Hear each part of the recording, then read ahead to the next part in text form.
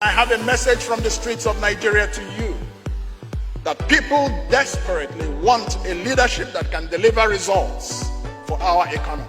My mission here today is to ask you to ignore those who tell you that you are wasting your vote, who tell you that things cannot change, who tell you about the structure of the big politicians, who tell you about the war chest of the big politicians. Our recycled political class, whom we must overthrow in a democratic revolution at the ballot box come 2019, they only get to win if they win the battle over your heart and your mind. Nothing, absolutely nothing, is stopping us from getting the exact kind of leadership that we want. It is time for all of you who are tired, like I am tired. It is time to make things happen.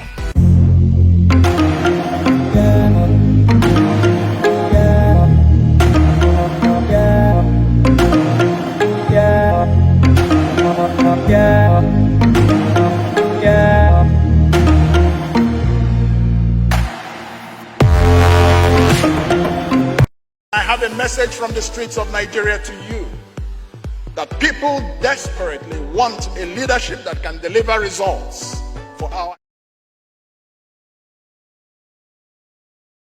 Welcome to Clevernet Notebook Plus. What's Clevernet Notebook Plus all about? Clevernet is a social network and online platform for professionals. What's our mission? Our mission is simple: to get the world's professionals to make them more productive and successful. How? Getting into a smarter conversation by blog, classify, events, group, music, upload, download, picture, movie, news, update sport, radio, and online TV station. Just sign up to our affiliate program. Start on Clevernet Notebook Plus. Freely register to our network www.clevernet.net. Thank you. For more information, please contact us today at our email info@clevernet.com or info@clevernet.net.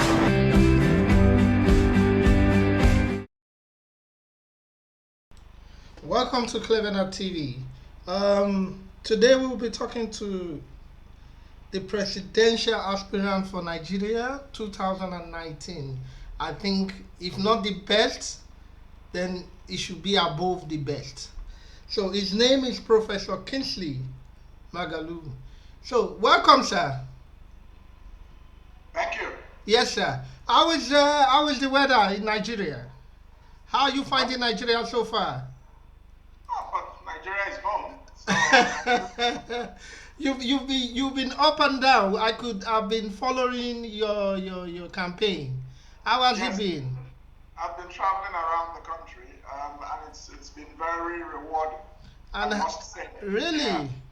Yeah, seeing what Nigerians think, how they feel about their country, and about our future together. Okay. And which state have you been to so far? Well, we started in Benue State. Okay. So we've been to Benue, we've been to Kano, Okay. we've been to Ogun State in Abeokuta, we've been to Nasarawa, and this week I'm moving to the southeast. So I'll be in Anambra, and then I'll be in Anambra, Enugu State, Ebonyi State. Yeah. Are you not visiting Lagos? Of course, I've visited Lagos, and I've done a lot of events in Lagos as well. Oh, really? That's good.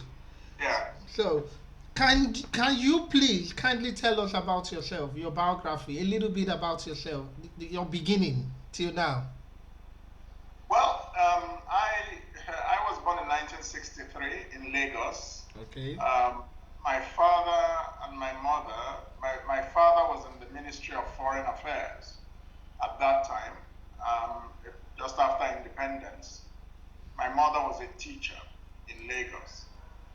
Shortly after I was born, my father was posted to Switzerland, and then after that to Washington, D.C. in the U.S. We returned to Nigeria just as the crisis of 1967 was breaking out. And so we returned to the Eastern region because my father transferred to the Eastern region service. which of course later on became Biafra, as we know. Okay.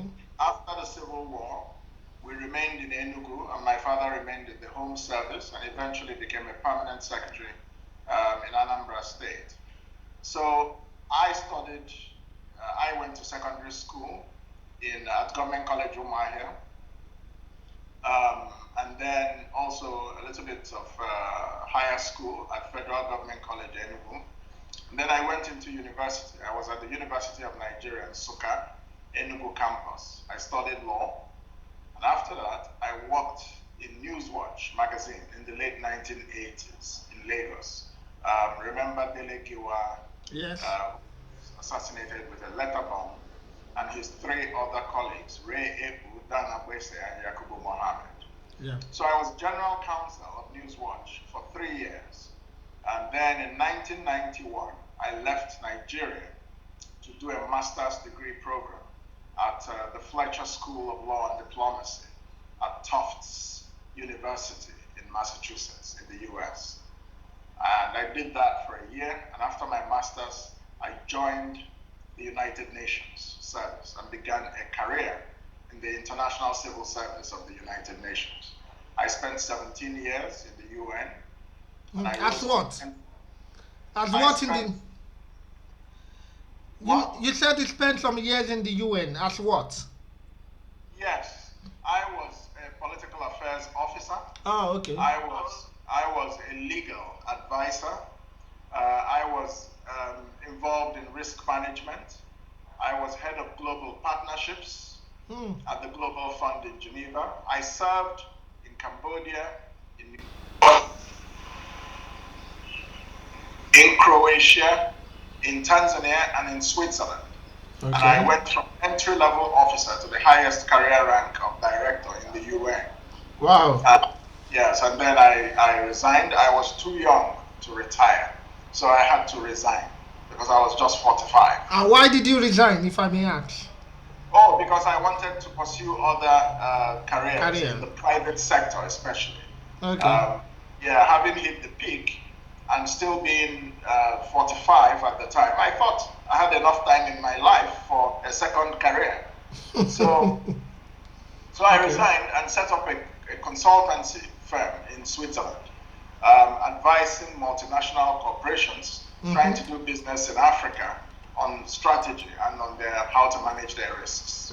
Okay. I was doing that when President Umaru Yar'Adua and Sanusi Lamido Sanusi, who was then the governor of the central bank, they invited me to come back home to Nigeria. But who recommended you to them? Well, Sanusi and I met at a conference, World Economic Forum, in Cape Town, South Africa, where I spoke. So he was very impressed, and he asked me right there and then whether I would like to return to Nigeria as deputy governor of the central bank. And he persuaded me. I was reluctant at first, but he persuaded me. And when I accepted, he now recommended me to President Umaru Yar'Adua. Was it immediate, or when you got to the US? When he was persuading you?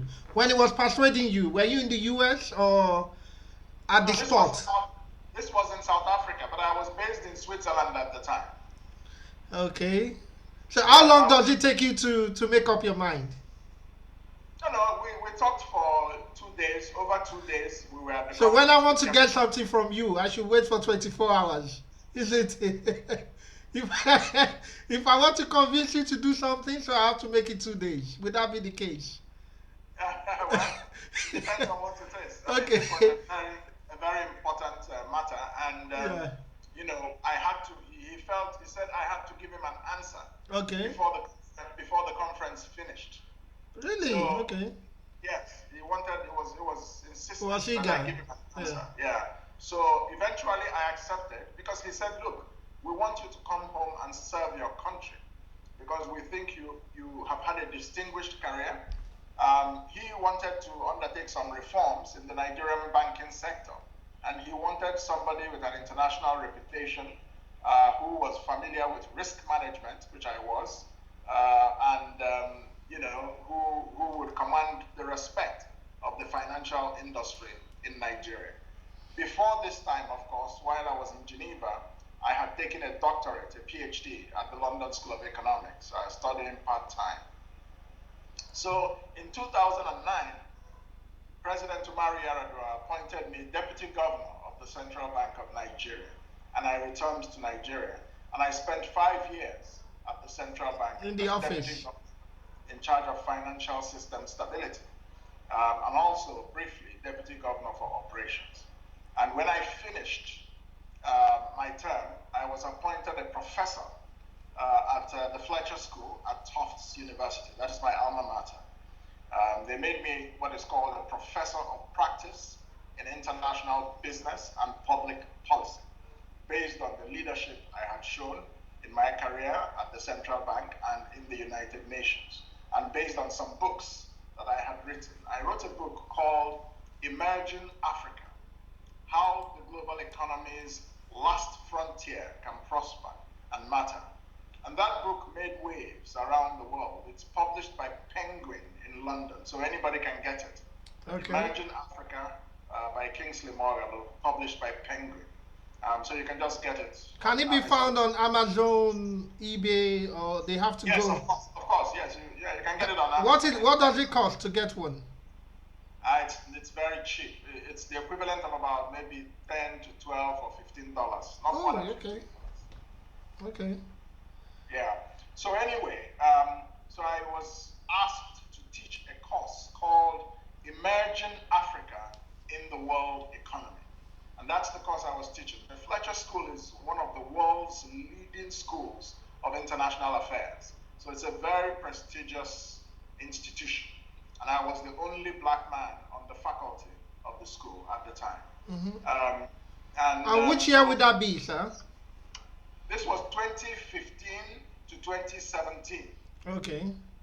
That is the 2.5 years Okay. after I left the central bank, yes. Okay. So while I was teaching, I began to reflect a lot on my experience as deputy governor, the reforms we did, the successes we achieved in managing the Nigerian economy, and how bad things became progressively since 2015, when the present administration in Nigeria was elected into office. And as I watched things continue to deteriorate, we had a massive recession that was the worst in 30 years. Poverty was beginning to increase. Conflict was rising because the government is not inclusive. And so a lot of people in Nigeria began to feel disenfranchised and marginalized. But during the time you were in office, did you feel the same? What? When you were in the office as a vice governor of the central bank, was it the same, or is it better then than now? I think it was much better then than now. But even then, I think we should know that problems have also started in the economy and in Nigeria, because the government of the day enjoyed $100 a barrel price of oil. As at then. But was unable to save for the rainy day. So we should also identify that as a major failure of that government. That is the government of Goodluck Jonathan. Okay. And then the government of Buhari now made it worse by the way they responded to the crash of the oil price, because the oil price crashed in 2014 and the economy began to develop problems. It could have been handled much better, but the incompetence of the economic management response. But what would you have done? What would you have done better? Differently, I sorry. would have allowed, with the oil price crashing, that is what affects the value of the naira, because Nigeria, we depend on the price of oil for 90% of our foreign exchange earnings. Up to date. What? Up to date. Yes, up till today.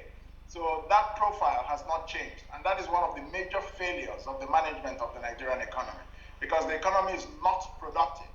It doesn't produce and export finished products. It only exports crude oil and then imports refined petroleum products, which in my view is another definition of madness.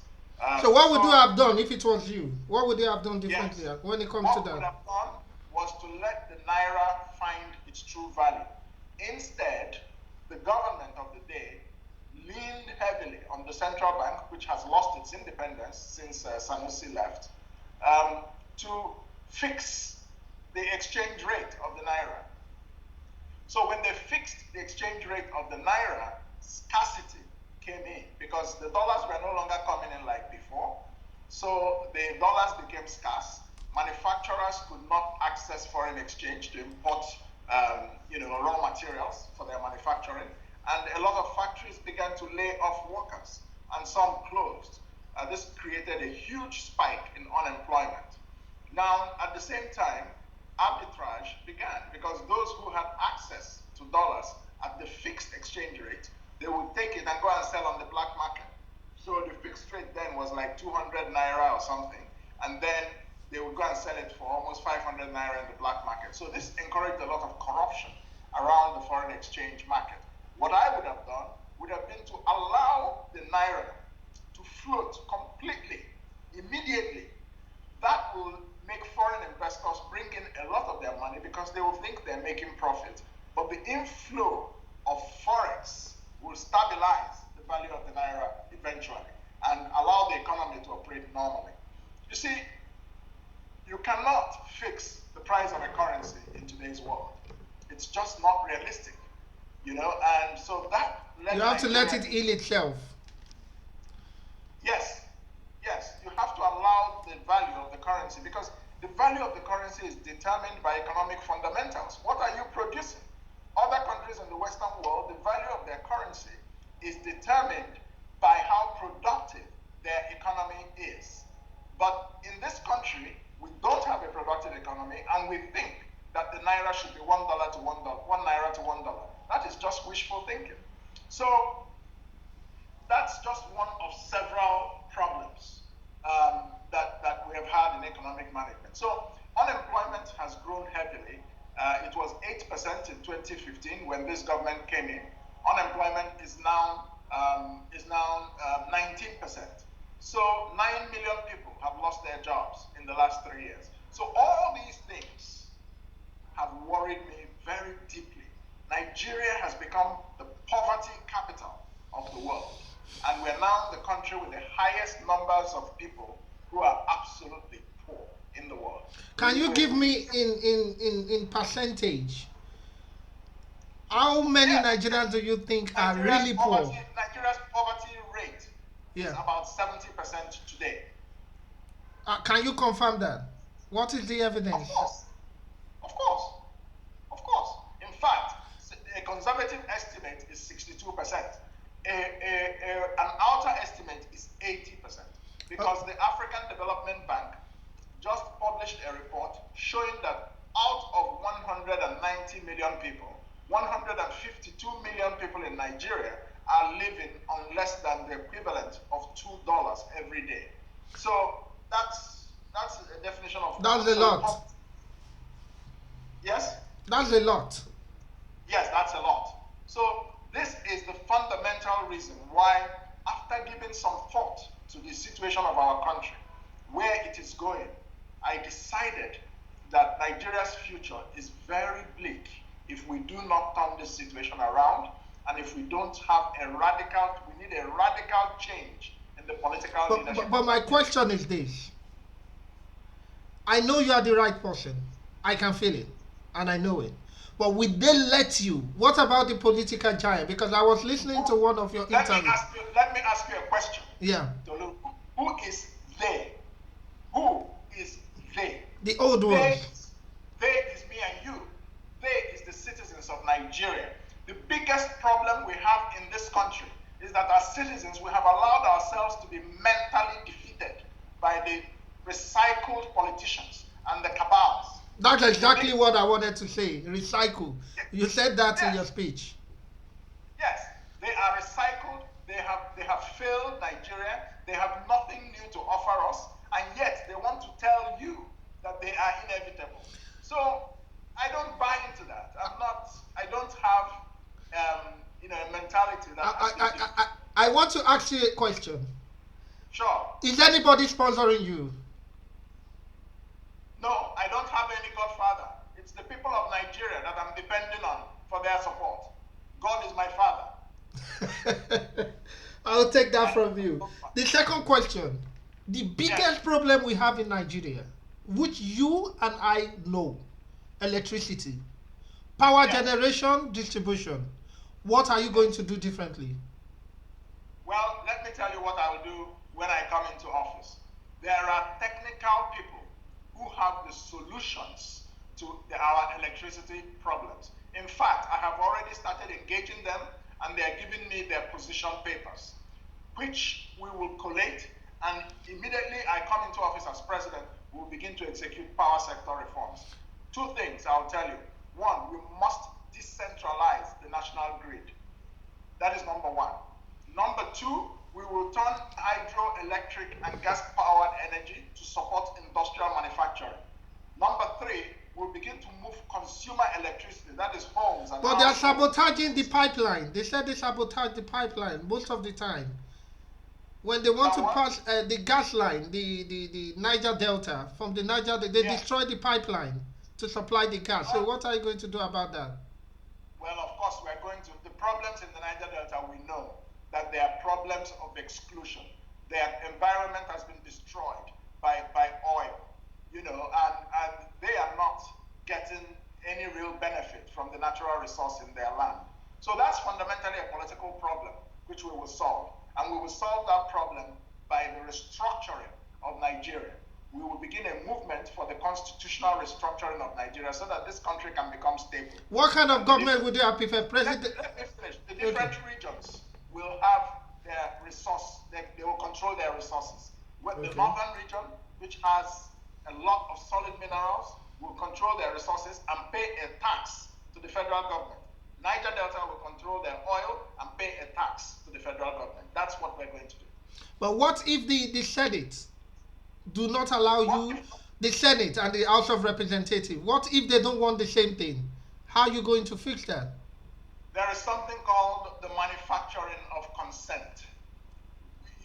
When you, as a leader, you don't start from the position that everybody agrees. You bring everybody together and you begin to discuss and to negotiate.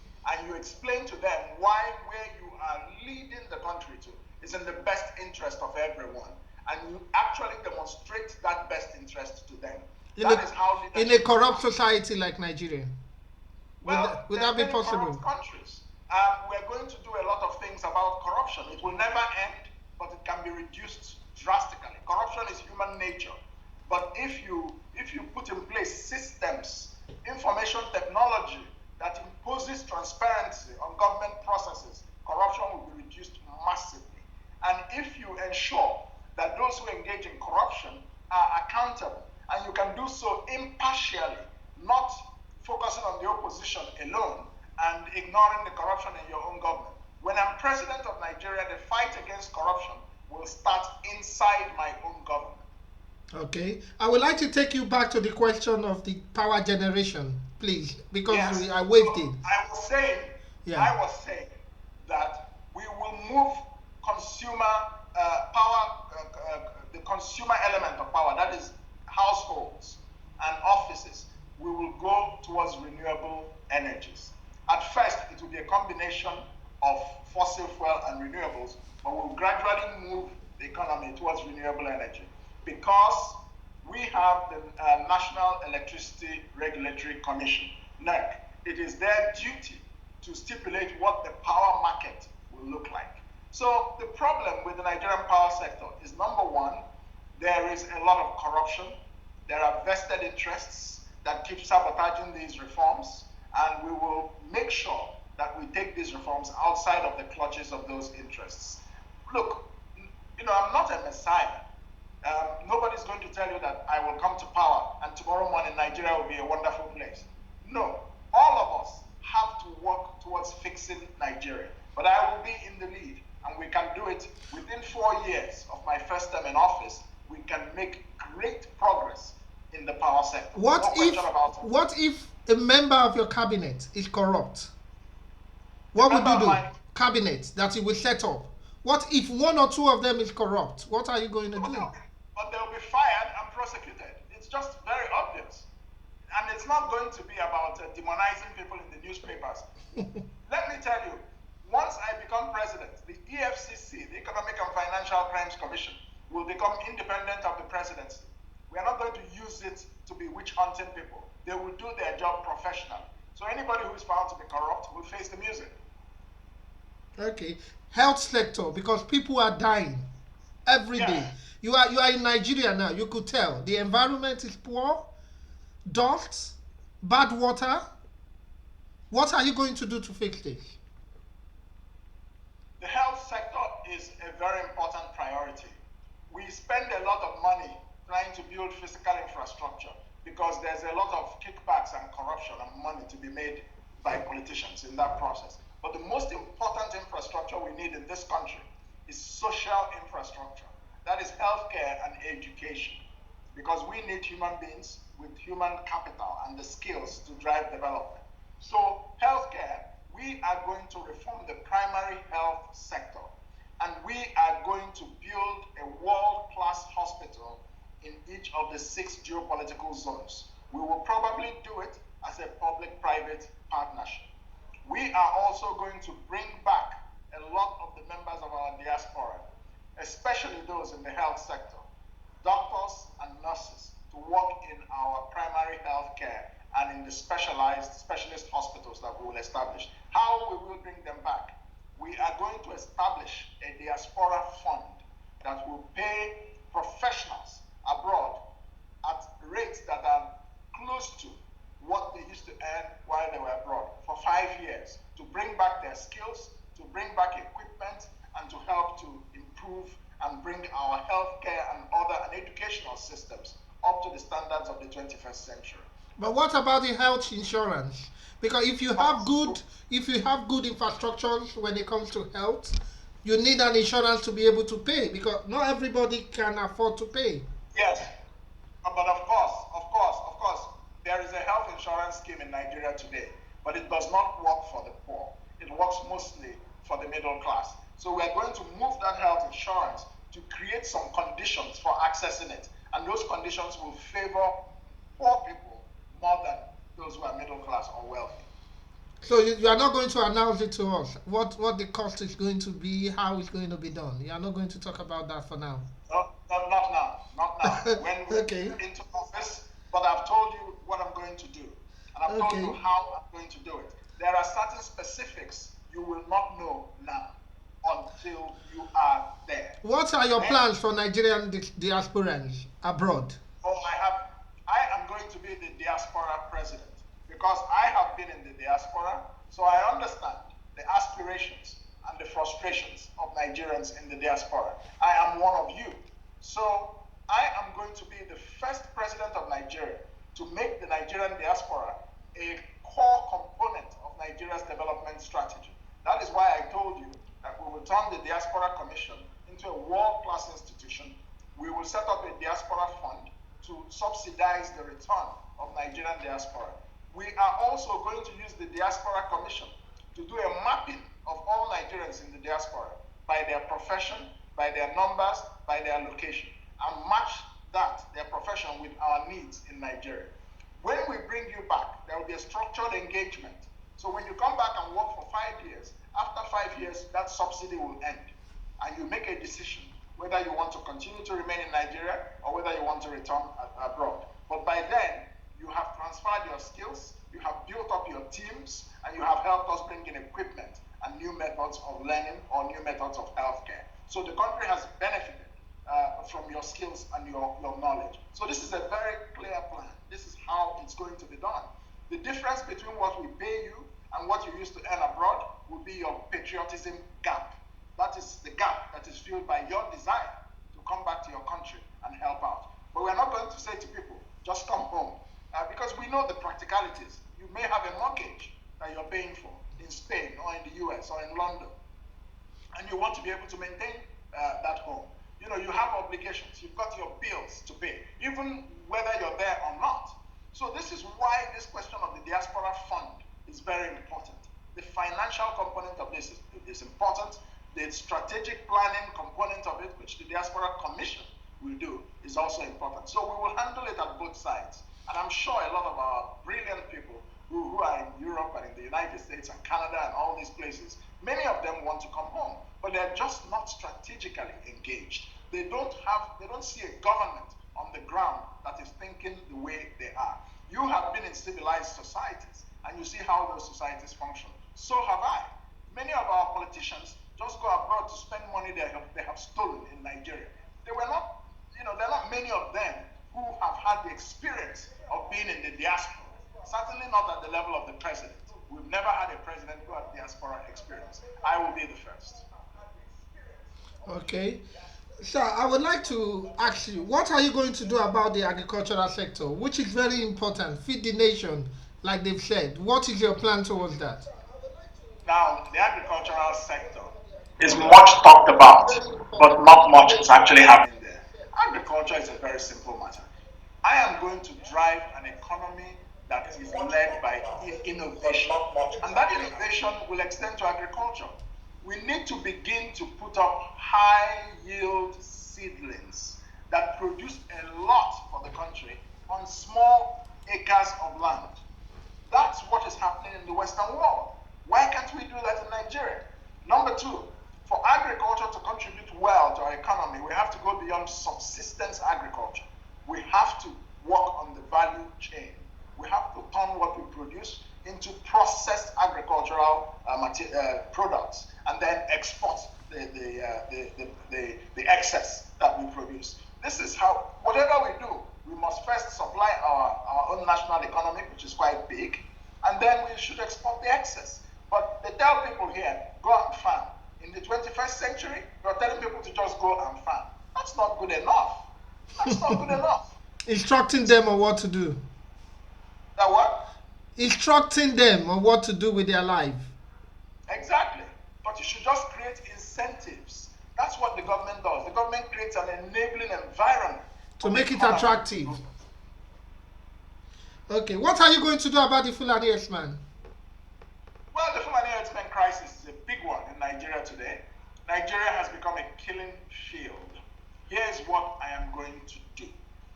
On day number 1, after I'm sworn in, the first appointment will be the appointment of the National Security Advisor.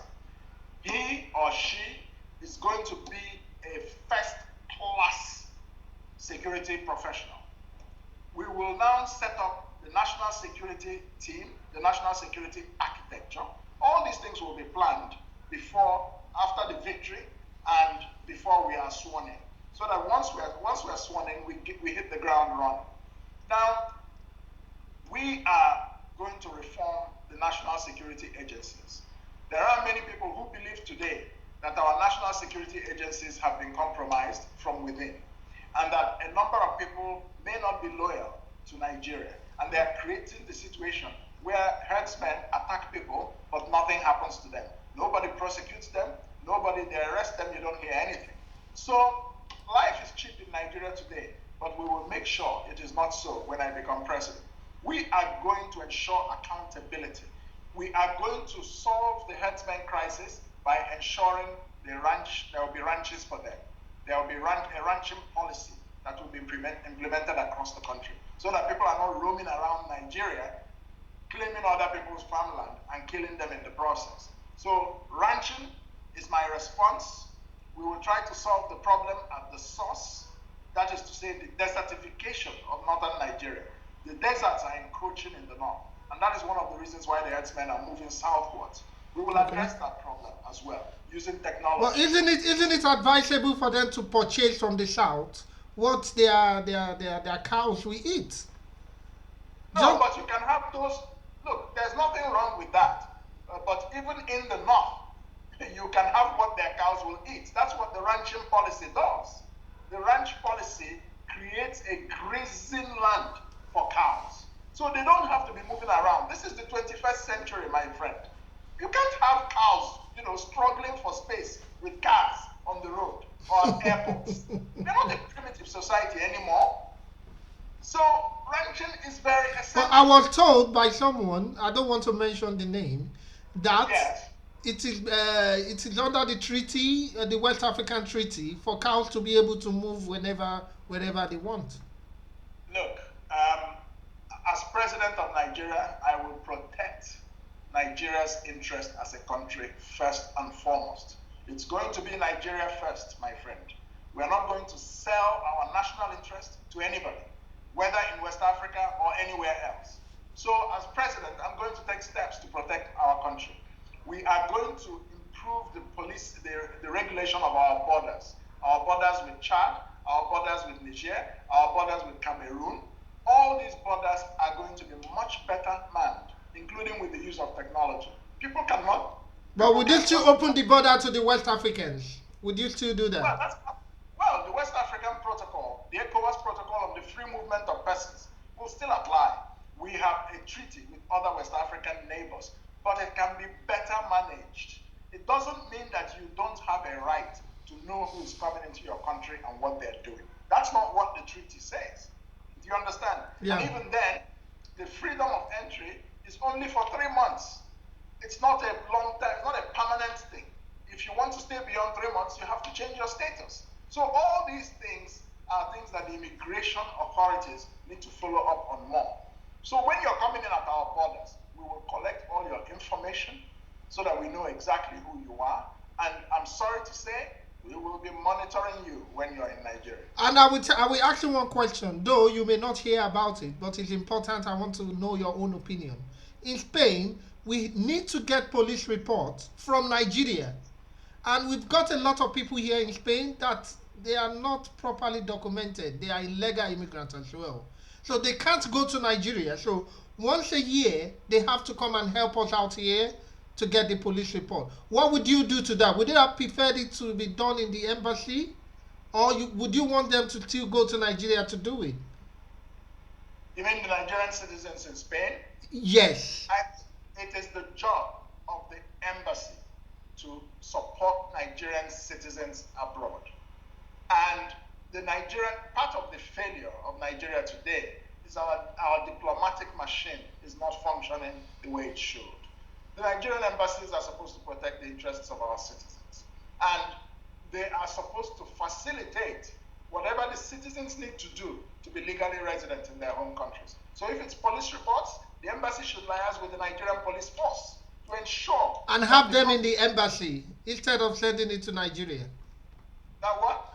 Would you advise for the police to be in the embassy? Nigerian police.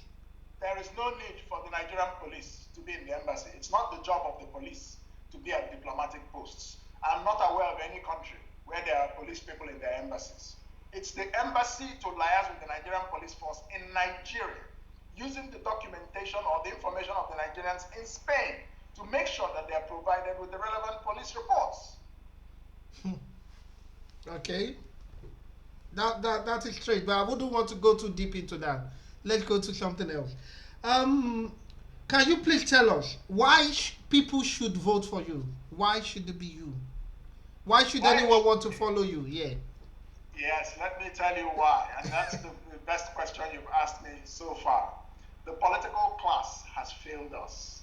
We all now know that we don't want what we have now. We want something new. We want something different. We want someone bold. Now, the question is, who is that person? Let us not jump from frying pan into fire. Neither the APC, nor the PDP, nor the SDP can provide Nigeria with the kind of leadership it deserves.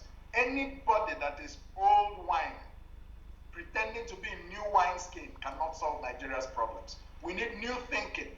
We need people who have technocratic knowledge and competence, and people who have a track record of performance. That is why I am the person to be the next president of Nigeria. Nigeria has three most important needs. We need to heal our country and build a nation. We need to wage a decisive war against poverty. We need to restore Nigeria's standing in the world. I am the only one of all the candidates who has experience in all these three areas and a track record of success. As an official of the United Nations, I helped to fix and rebuild broken nations. Nigeria today is a broken country. We know that we have a country and not a nation.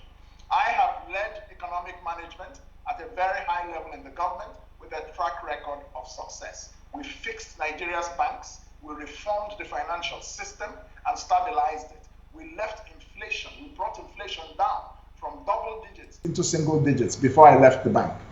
I have diplomatic experience in the United Nations. I have been a professor at one of the world's most prestigious universities teaching economic development. So when you look at it all around, there is no one more than myself who has that combination of skills, experience, and I will say the passion for our country. I have a passion to make Nigeria a better place for our children. I have a passion to make Nigeria a place where our diaspora want to come back to. That's home for all of us. You can never be from Spain. You can naturalize in Spain if you want, or other places. But really, at the end of the day, as they say, home is always home. So join me to take Nigeria into the 21st century. Join me so that we can come into office and reform Nigeria's economy. Join me so that we can unify our country. And it's not just about Igbos, Yorubas, Hausas, but about Nigeria. Let us have a common vision around which we can collaborate and work together. It's better for everyone.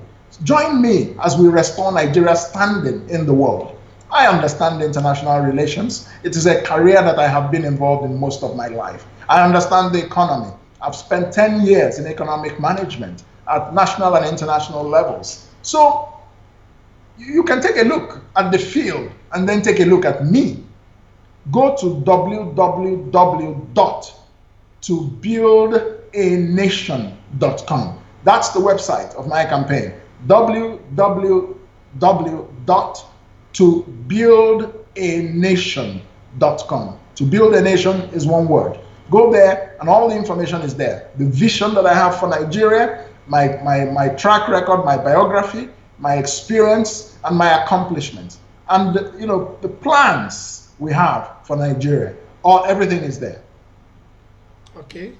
Sir, before we take a leave today, I would want Yes. to know a question. I would like to ask you a question that has been bothering me. You see, the mother to my father is from the east, from Enugu, and it makes me saddened sometimes when I hear the Biafra wants to leave Nigeria, because it's like half of me wants to go away. Yes. You understand? I take it very personal. I understand. I take it very, very personal. Though I've been unable to talk to anybody about it, but whenever I come across this issue, it's a big problem for me. How are you going to solve it? Let me tell you that this is Nigeria's biggest problem. We need a leader who will unify Nigeria and make it a place where everyone can have equity and justice. I understand the cries for Biafra. It is a cry for justice because people feel marginalized under the government of Nigeria as it is today. If you look at the security agencies of Nigeria, 95% of them come from one ethnic group. That is not how a country is turned into a nation. So this is what people are protesting about. But is secession the answer? I don't think so. Secession is not the answer to Nigeria's problems. What Nigeria needs today is a constitutional restructuring along the lines of the 6 geopolitical zones so that they can become efficient and productive economic units. So when everybody has a decent quality of life, when everybody feels that they are in charge of their destiny, not some guy in Abuja lording it over everyone else, when people feel that they can control their resources and turn it into economic assets, then that urge for secession will be reduced because people will find that it is not actually so necessary. And the Nigeria, as it is today, is actually a better economic opportunity for those who say they want to go away from it. Because many of those people are business people. And there are a lot of business opportunities in Nigeria today. But what you need is the type of government that can assure fairness, equity, justice. That's what I will bring to the equation. And I will come out with a philosophical worldview that will unify the country and let us work together in a common direction. Whether it's the Yorubas, the Igbos, the Northerners, we can actually live together if we have the right kind of leadership. It is that right kind of leadership that is lacking in Nigeria. The career politicians have failed us, and I think it's time for people who have the vision, who have the skills, who have the experience, and who have the track record to actually now take leadership and combine the legitimacy of political authority with their expertise on issues from nation building to economic management to international affairs and diplomacy. That's what will make Nigeria a great country. But lastly, what are you going to do for these three types of people? One, women, children, and workers. Fantastic. Now, let me tell you, first of all, starting with women. Women are 51% of Nigeria's population, but they have been left behind. There is a lot of gender discrimination. There's a lot of bias. We have a national gender policy that says that 30% of appointments should be given to women. Why 30%? As president, my target will be 50-50 gender parity.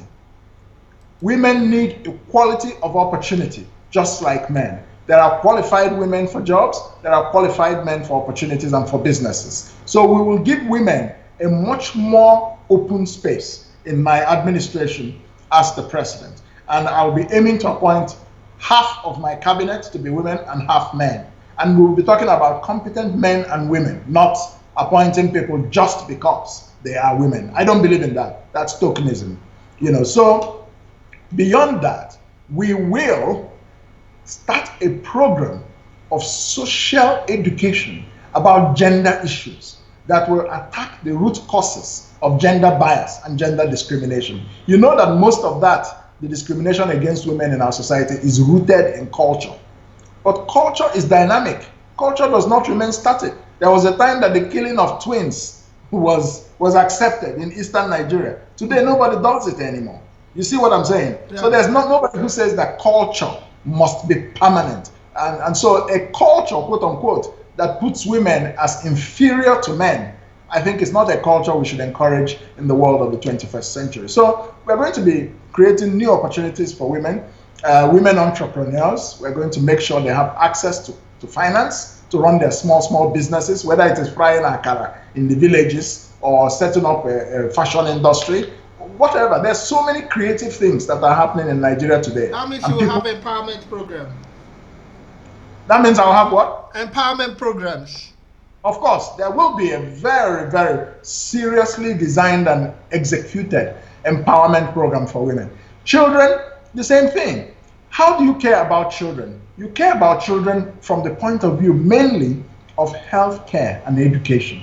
Once you ensure, you put in place health systems at the primary level that ensure that children are taken care of when they're young, when they're babies, and that maternal mortality decreases massively in Nigeria. That's the first thing you do for children. The second thing you do for children is to make sure that they get very good schooling, that their primary school education is solid, and you train them in the sciences, you train them in ethics and citizenship, in addition, and you train them in history, in addition to the other subjects that they will learn. So you create a very good learning environment for children by making sure that the educational infrastructure is good quality, and that the teachers who teach the primary school students are themselves very well trained.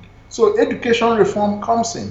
If you focus on healthcare and education, you will, in fact, create much better children in our society. What was the third group you talked about? Workers. Workers, yeah. Of course. We're going to look at workers. We're going to enforce or implement social security so that people who work in the public service in this country know that they have a future. They don't have to steal. They don't have to be corrupt. They will be taken care of in their old age. So social security is important. But we will look at the condition of workers in Nigeria more broadly and balance it against economic factors. We don't want to do things that will create a lot of inflation just because you want to be popular.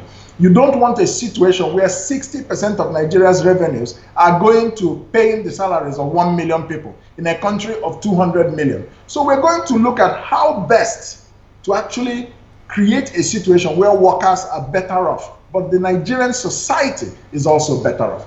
We cannot have a situation where 80% of Nigeria's budget is spent on the salaries of workers. Even workers themselves ought to know that that creates a very, very bad economy for their children and for them. So we will look after workers, but we will also take a broader look at the interests of Nigeria. Nigeria is not a welfare state. We have to make it very clear what type of society we are. We should be, in my view, an entrepreneurial capitalist society. That is the type of capitalism we should practice. We're not a welfare state. We're not a chronic capitalist state. We're not a state capitalist state where the government does everything. The government cannot do everything. The government creates the environment where people can take care of themselves and work hard. That's what I'm going to do as president.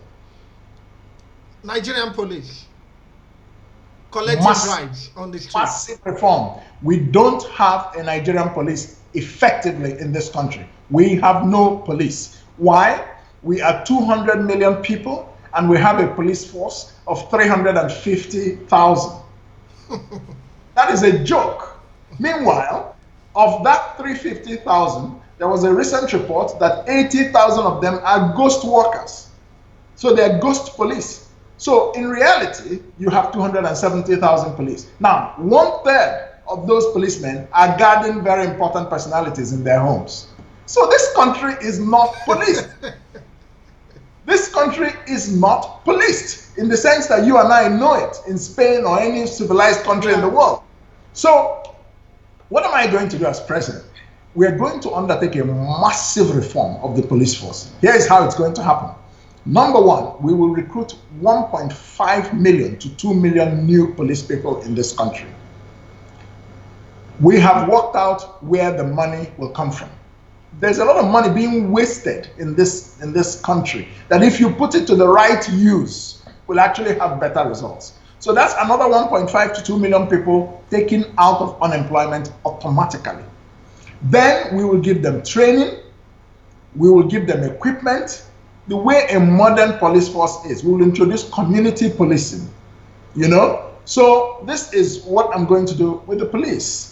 And we're going to reform the police so that Nigeria can have security. That's why in this country we sleep with one eye closed. Nobody sleeps with You can't even sleep with any eyes closed. Exactly. You close your eye, but your brain is on.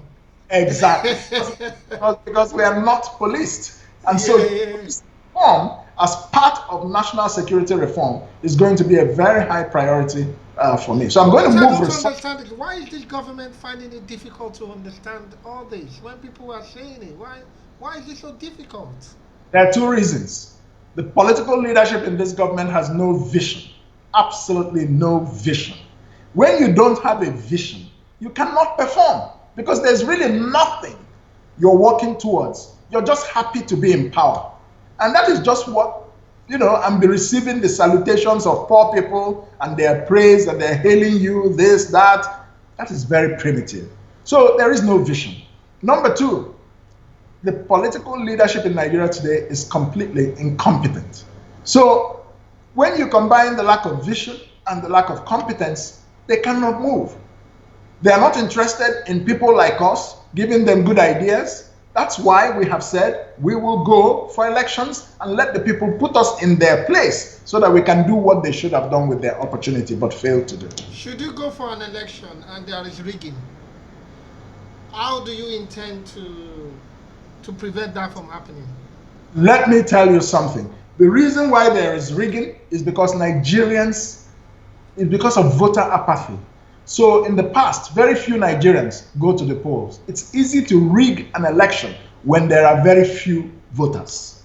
It is very difficult to rig elections when there are 70-something million people who have registered to vote, according to INEC. If even 50 million of them come out, it's not going to be easy to rig. I don't care what anybody says.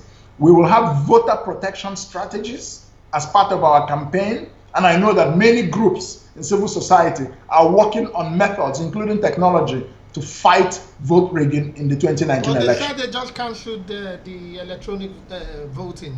That is going to be manual this time. Well, we will see. We will see. We're going to look into that and we will respond accordingly. Okay.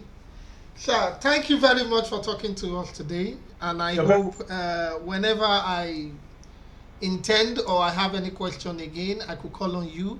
But before you go, please advise Nigerians a little bit. Let me word of encouragement. Yes, let me give Nigerians a word of encouragement. It is always darkest before dawn.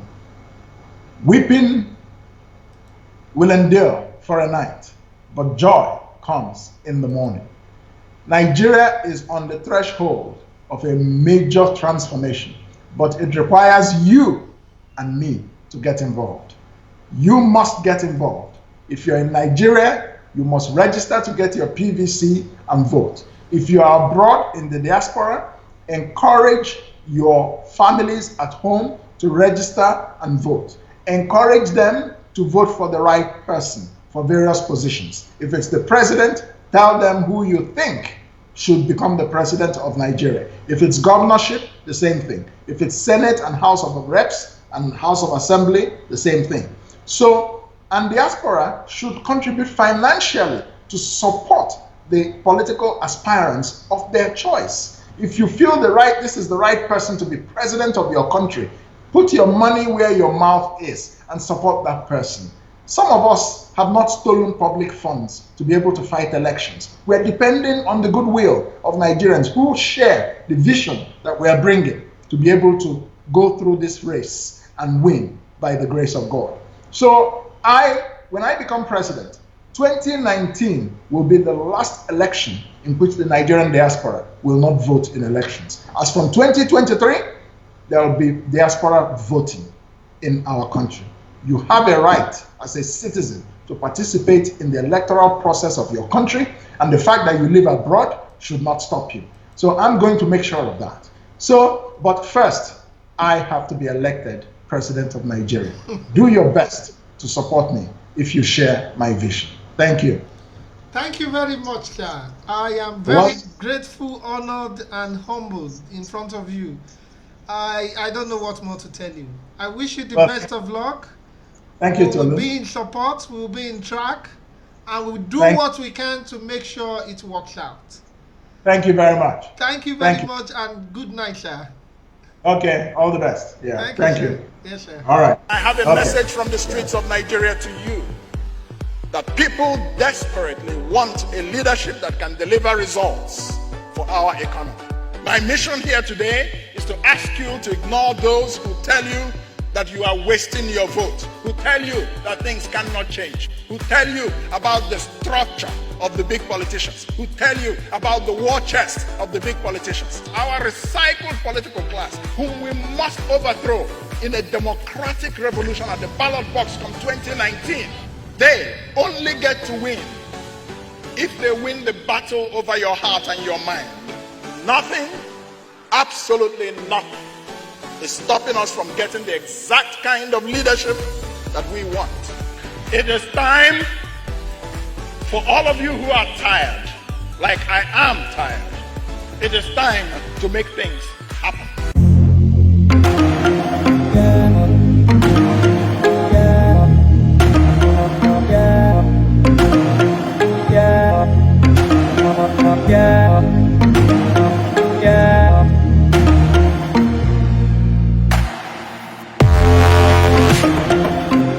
I have a message from the Welcome to Clevernet Notebook Plus. What's the Clevernet Notebook Plus all about? Clevernet is a social network and online platform for professionals. What's our mission? Our mission is simple: to get the world's professionals to make them more productive and successful. How?